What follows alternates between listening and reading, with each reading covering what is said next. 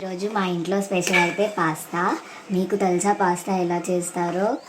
ఇదిగోండి, ఫస్ట్ అయితే పాస్తాని ఇలా ఉడికించుకోవాలి మెత్తగా. పాస్తా బాయిల్ అయ్యేలోపు మనము దాంట్లోకి కావాల్సిన ఇంగ్రీడియంట్స్ కట్ చేసుకోవాలి. టమాటో, పొటాటో, క్యారెట్, మిర్చి, కరివేపాకు, ఆనియన్స్. పాస్తా అయితే బాయిల్డ్ అయిపోయింది.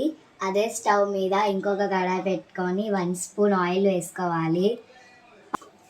క్వాంటిటీని బట్టి ఆయిల్ వేసుకోవాలి.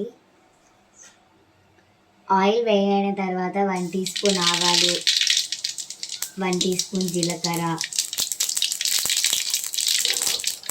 తర్వాత మిర్చి వేసుకోవాలి.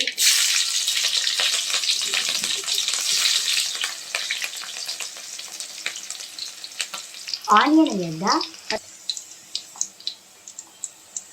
తర్వాత క్యారెట్ వేసుకోవాలి, ఆనియన్, పొటాటో,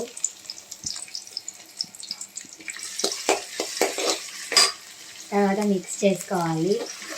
అవి గోలేదాకా. Potato and carrot pieces fry అయ్యే వరకు ఒక 2 to 3 మినిట్స్ మిక్స్ చేయాలి బాగా.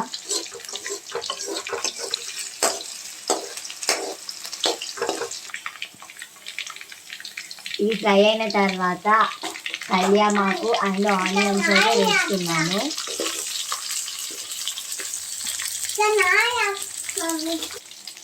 ఆనియన్ కూడా ఫ్రై అయిపోయింది. తర్వాత టమాటో యాడ్ చేస్తున్నాం.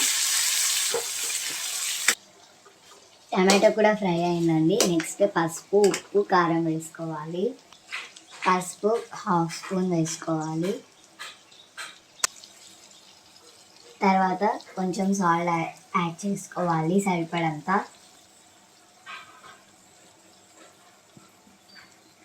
తర్వాత కొంచెం లైట్గా సరిపడేంత కారం వేసుకోవాలి.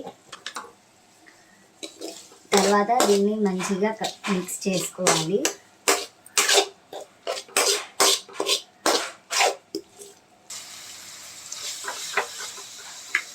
అవి మిక్స్ చేసుకున్నాక మనం ముందుగా బాయిల్ చేసి పెట్టుకున్న పాస్తాని అందులోకి యాడ్ చేసుకోవాలి.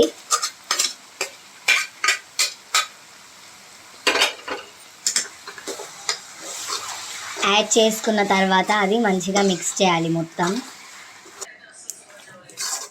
మంచిగా బాగా మిక్స్ చేసుకున్న తర్వాత పాస్తా మసాలా యాడ్ చేయాలి. పాస్తా మసాలా యాడ్ చేస్తున్నాము. మసాలా వేసిన తర్వాత మొత్తం అంతా బాగా మిక్స్ చేసుకోవాలి.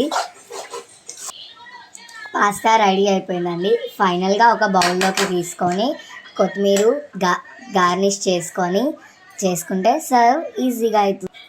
ఫైనల్గా ఈరోజు పాస్తా రెడీ అయిందండి. నేను ప్రిపేర్ చేసింది. టేస్ట్ అయితే సూపర్ ఉంది. Bye guys.